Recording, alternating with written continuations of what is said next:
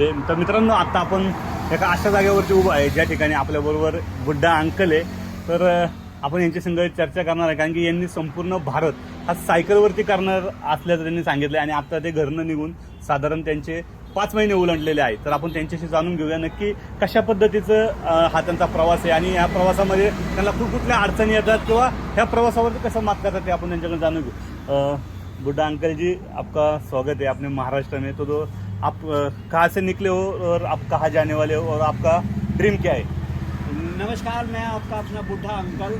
मैं निकला हूँ 5/5/2023 को फरीदाबाद हरियाणा से, जो कि दिल्ली बॉर्डर के बिल्कुल पास पड़ता है, जिसमें मैं मथुरा, वृंदावन, खाटू श्याम, बालासुंदरी, त्रिपुर, नैनिक, पटियाला, जालंधर और उसके बाद जो है अमृतसर से हेमकुंड साहिब सीधा डायरेक्ट, और फिर उसके बाद बद्रीनाथ, केदारनाथ होते हुए पंचप्रयाग करते हुए मैं जो है दिल्ली जयपुर के रास्ते क्या नाम है, इंदौर से महाकाल से सीधा जो है मैं द्वारका जी से सोमनाथ, और सोमनाथ से जो है मैं अष्टविनायक करते हुए अभी मुंबई पहुंचने वाला हूं. अब इसके आगे मुंबई से आप कहाँ जाने वाले? मुंबई से आगे मैं नीचे जो है केरल है, अभी तमिलनाडु है, आसाम, उड़ीसा, मिजोरम, मेघालय, बहुत कुछ है. तो अभी तो थोड़ा ही समय हुआ, 5 ही महीने हुए हैं, लेकिन मुझे लगता है कि 3-4 साल अभी और लगेंगे. 3-4 साल और लगेगी. हाँ.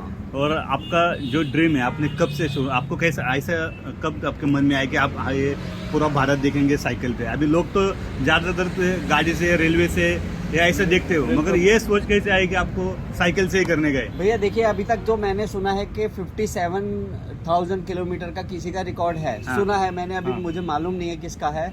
तो मैं चाहता हूं कि जो है हिंदुस्तान के 4,000 शहर हैं और 739 हमारे ज़िले हैं. हाँ. तो सभी ज़िलों को और सभी शहरों को अपनी आंखों से देखने वाला हिंदुस्तान का पहला आदमी बनने की कोशिश है मेरी. पहला आदमी बनेगा. हाँ. तो बेस्ट ऑफ लक, आप तो बनेंगे, क्योंकि आपका जो उम्र के हिसाब से आपने जो ये कर रहे हो, साइकिलिंग कर रहे हैं जी, तो ये मेरे को तो बहुत मतलब स्फूर्ति देने वाला है, क्योंकि हम भी 27 तारीख से लेह टू कन्याकुमारी साइकिलिंग कर रहे हैं. वो साधारण 5,000 किलोमीटर का पूरा ये प्रवास रहेगा हमारा. मगर आपको मैंने देखा और हमने हमारे अपनी साइकिल यूज की है, मगर आपकी साइकिल देख के ऐसे लग रहा है कि ज्यादा पैसे की साइकिल की जरूरत नहीं है. सिर्फ आदमी के अंदर हौसला चाहिए. हौसला होने के बाद ये आदमी कौन सा भी साइकिल रहने तो वो चलेगा. तो बूढ़ा अंकल जी, मेरे को साइकिल भी थोड़ी जानकारी दे दो आप. चलो हम उधर जाके देखेंगे साइकिल अपना. तो आपने कैसा इसमें एडजस्ट किया है, अपना पूरा सामान विमान कैसा करते हो आप? तो ये हमारी डार्लिंग और ये हमारी जान, ठीक है. भारत का तिरंगा लगाया आपने तो. ये हमारी है शाम प्यारी.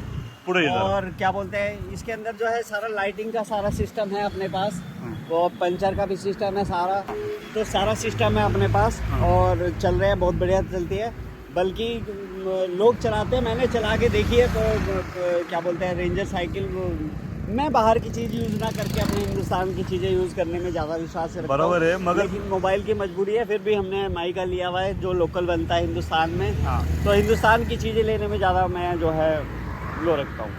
अंकल जी, ऐसा दिक्कत आती है क्या पंचर की ज्यादा करके? आप कैसे उसको, अभी तक पंचर हुए क्या इतने रूट में? नहीं, मेरे 5 टायर अब तक बदल चुके हैं. बदल चुके हो? हाँ, 5 टायर मेरे बदल चुके हैं. यह है कि 2 या 3 पंचर होते हैं, तो मैं जो है इसको चेंज कर देता हूँ टायर ट्यूब को. आप ये यात्रा शुरू करने से पहले क्या काम करते थे और आपके दिमाग में मतलब कैसे लोग बोलते हैं कि पूरा भारत घूमने का है तो आपको पैसा चाहिए, पैसे के बिना आप पूरा भारत घूम नहीं सकते, इसलिए नहीं, लोगों की जिंदगी जाती है, मगर लोग घूमते नहीं है पैसे के वजह से. मैं आपको सच्चाई बताता हूँ कि हिंदुस्तान इतना खूबसूरत देश है ना भाई साहब. हाँ.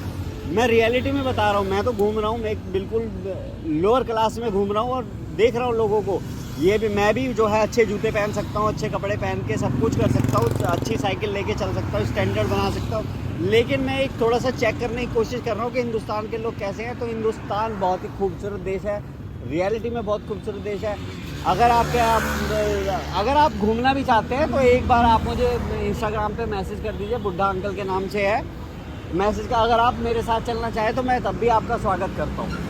देखो यहाँ पे ये जो हॉर्न लगा है, ये तो हाँ. पूरा पुराने जमाने का अपने को यहाँ पे दिखाई दे रहा है. हाँ. जो रिक्शे में रहता है, अपने पुणे में रहता है, हाँ. पूरा मुंबई में रहता है, हाँ। ये तो अलग है। कुछ लोग तो बैटरी से चलते हुए लगाते हैं, क्योंकि हम जा रहे हैं तो हमने पूरा रिफ्लेक्टर इलेक्ट्रिक। आपको लाइट के लिए आपने क्या किया है यहाँ पे? लाइट के लिए मेरे पास 12 वोल्ट की बैटरी है। हाँ। और इसमें 12 वोल्ट का मतलब सब कुछ है, इन्वर्टर है, सब कुछ, कंट्रोलर है, इन्वर्टर है, सोलर है, हाँ। सब कुछ है। वो बारिश की वजह से अंदर रख दिया सारा। हाँ। बाकी जो है, जो थोड़ी बहुत लाइटिंग की कमी थी वो आज पूरी हो जाएगी मेरी। तो अंकल जी आपसे मिलके बहुत अच्छा लगा, क्योंकि हमको भी जरा ऐसा लग रहा है कि हम भी कर सकते हैं।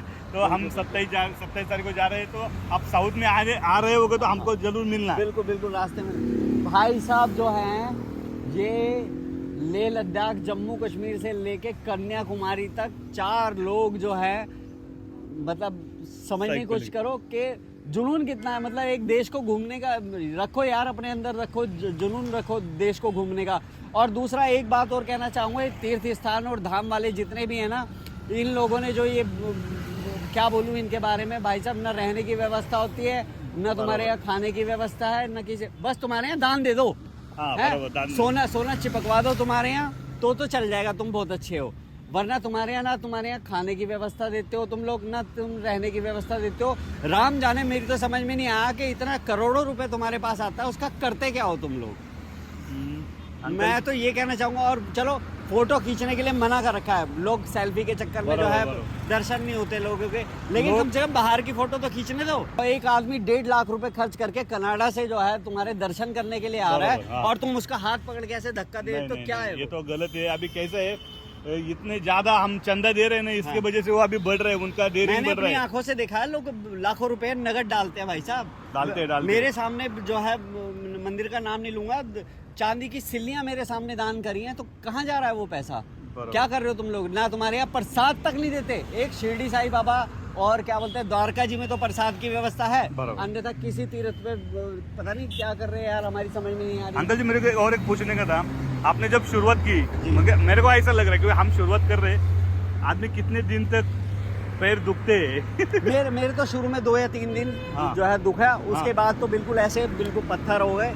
अब तो मतलब चढ़ाई भी मैं चढ़ा लेता हूँ, मतलब पैदल नहीं चलता। आपके उम्र को देखकर ऐसा लग रहा है कि मैं कर सकता हूँ। और फर्स्ट क्लास, बहुत अच्छे से कर सकते हो। जुनून होना चाहिए। देखो, देश को देखने के लिए भी जिंदगी भर पैसा कमाओ भैया। हाँ। मैं क्या बताऊँ आपको, 23 जनवरी को पैरालिसिस हो गया था। कोई कह सकता है मुझे पैरालिसिस हो गया था? सच में? हाँ, मैं बिल्कुल फर्स्ट क्लास खड़ा हूँ आपके सामने, जिंदा और ठीक ठाक, सिर्फ साइकिल की बदौलत। तो भैया, ये स्कूटर, मोटरसाइकिल, कारों को छोड़ो, पैदल चलना शुरू करो, साइकिल पे करो, यात्रा करो। महीने में एक बार तो कम से कम 10-20 मतलब 1000 किलोमीटर का कर लिया करो। तो दोस्तों देखो, अंकल जी को देखकर जरूर सबको ऐसा लग रहा होगा हम भी कर सकते हैं। तो दोस्तों जरूर अपना भारत घूमो, बहुत बढ़िया भारत है। ये घूमने के बाद ही आपको पूरा भारत समझ में आएगा। घर में बैठ के और पैसा कमा के सब कुछ नहीं हम ले सकते। इसलिए तो दोस्तों, इसको देख के जरूर एक साइकिल का ट्रिप अरेंज करो।